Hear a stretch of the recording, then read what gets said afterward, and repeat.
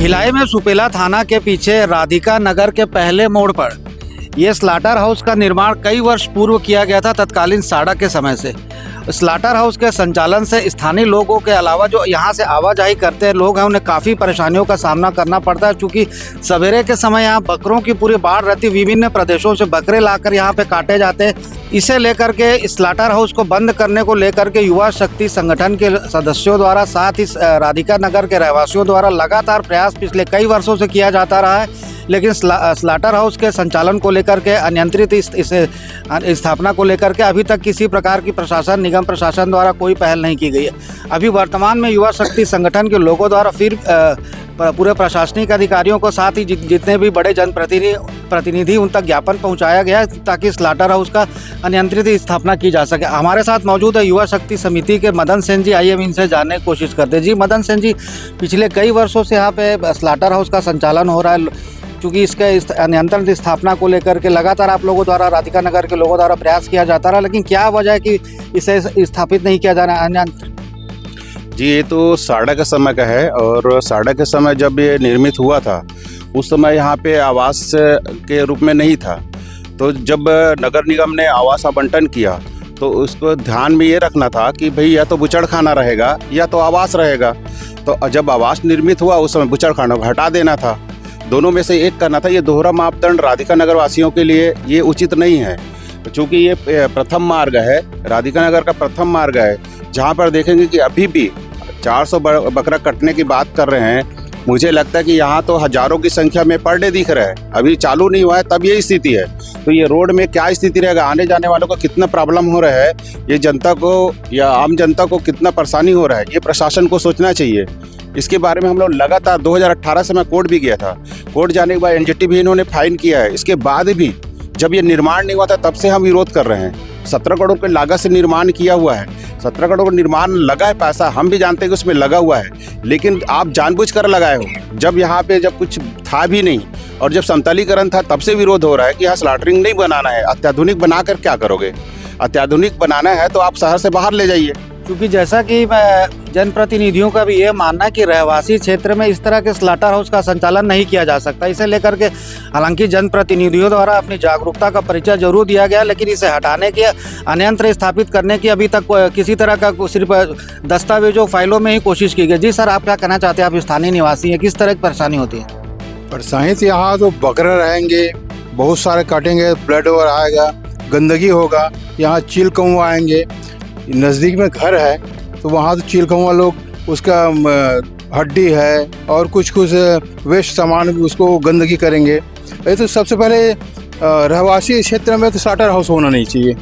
दूसरी बात आने जाने को बहुत प्रॉब्लम है। ये तो नहीं है तो यहाँ पे बकरी रख करके यहाँ जाम कर देते हैं, आने जाना हमारे बच्चे आने जाने में तकलीफ होता है। ये प्रॉब्लम है सब। जैसा कि इनका कहना है कि सवेरे के समय यहाँ पे विभिन्न प्रदेशों को, जैसे कि मैंने आपको पहले बताया कि विभिन्न प्रदेशों से बकरियों को लाया जाता है, पूरा जमावड़ा सवेरे के समय यहाँ पर देखने को मिलता है, जिससे लोगों को परेशानी हो जाती है। हमारे साथ एक भाई साहब भी मौजूद है, आइए हम इनसे भी जानने की कोशिश करते हैं। जी सर, जी स्लाटर हाउस का जैसे यहाँ संचालन किया पिछले कई वर्षों से किया जा रहा है, जैसा कि मदन जी ने बताया, इसे अनियंत्रित स्थापना को लेकर के लगातार उनके द्वारा प्रयास किया गया है, लेकिन अभी इसका कोई नतीजा नहीं देखने को मिल रहा। क्या कहना चाहेंगे आप? सर, ये स्लाटर हाउस रहवासियों के लिए एक अभिशाप है। रहवासियों के लिए अभिशाप इसलिए है क्योंकि यहाँ पे महामारी की अवस्था बन जाएगी, पूरे ब्लड सेल्स और मांस लुथड़े सब फैलाए रहेंगे, तो इसलिए बहुत तकलीफ है रहवासियों के, इसलिए प्रदूषण के लिए। तो हम रहवासी इसकी आपत्ति करते हैं और शासन प्रशासन से अनुरोध करते हैं कि इसको कहीं रहवासी एरिया से अलग शहर से बाहर लेके जाएं, जिससे कि हम रहवासी सभी लोग आराम से रह सकें और प्रदूषित एरिया से मुक्त हो सकें। जैसा कि इनका कहना है कि स्लाटर हाउस का संचालन जो है कि रहवासी क्षेत्र से अलग किया जा सके ताकि लोगों को परेशानी का सामना ना करना पड़े। अभी हमारे द्वारा स्लाटर हाउस के परिसर का भी भ्रमण किया गया, उसे स्थिति देखी गई। काफ़ी बड़े एकड़ में क्षेत्र में फैला हुआ जो स्लाटर हाउस का परिसर है, इसे अन्यंत्र स्थापना करके इस जगह का व्यवस्थित रूप से उपयोग किया जा सकता है। यहाँ सामुदायिक भवन, सांस्कृतिक भवन से लेकर के एक खेल मैदान भी बनाया जा सकता है, जिसका लाभ राधिका नगर के साथ साथ अन्य लोगों को भी मिले। जी मदन जी, जैसा कि आपने कहा कि आपके द्वारा एयरपोर्ट में भी इसके लिए लगाया गया, विभिन्न जनप्रतिनिधियों को दिया गया। तो आखिरी स्टेप क्या, चूँकि यहाँ ये भी देखने को मिलता है कि इसे ट्रेचिंग ग्राउंड लोगों द्वारा बना दिया गया। स्लाटर हाउस के सामने वाले मैदान को लोगों द्वारा कचरा फेंका जाता है, मरे जीवों को फेंका जाता है, क्या कहना चाहेंगे? देखिए, लगातार हम लोग प्रयास कर रहे थे। ग्राउंड बहुत सुंदर था, यहाँ पे हम लोग क्रिकेट मैच भी कराए हैं, बड़ा बड़ा कार्यक्रम हुआ है। और आज स्थिति देख लो, फिर जस का तस पड़ा हुआ है, कचड़े का ढेर पड़ा हुआ है। और ये पहला रोड, मैं पहले भी बोला हूँ कि पहला ये रोड है जिसमें राधिका नगर वासियों के लिए एक चिन्हांकित स्थान है। सुपेला चौक से आते हैं और थाना रोड में हम जब आते हैं तो ये पहला रोड है राधिका नगर के लिए। और इतने सारी गंदगी का आलम आप देख ही रहे हैं। और ये स्लाटर हाउस जब फिर निर्मित हो जाएगा या इसका प्रारंभ कर दिया जाएगा तो निश्चित तौर पर यहाँ पे रास्ता पूरा बंद हो जाएगा और आने जाने वाले के दूर से गाड़ियाँ भी आती है, जिसमें पूरे बकरी का लेकर यहाँ पे आते हैं। तो ये तो पूरा मार्केट ही हो जाएगा। लोकी जी जी क्या कहना चाहते हैं? सर, मैं बोल रहा हूँ, ये हमारा एक ग्राउंड है, यहाँ पे हमारे एक्स-सीएम भी आ चुके हैं यहाँ पे। तो इसकी दुर्दशा आप देखिए, बद से बदतर हो गई है। पहले हम लोग यहाँ पे क्रिकेट खेलते थे, लेडीज़ लोग शाम सवेरे भ्रमण किया करते थे, बच्चे खेला करते थे। आज इसकी इतनी व्यवस्था ख़राब हो चुकी है, यहाँ पे लोग यहाँ से जाना पसंद नहीं करते हैं। हमेशा मवेशी यहाँ पड़े रहते हैं, मरे पूरे, और पूरा डंप यार्ड बन चुका है।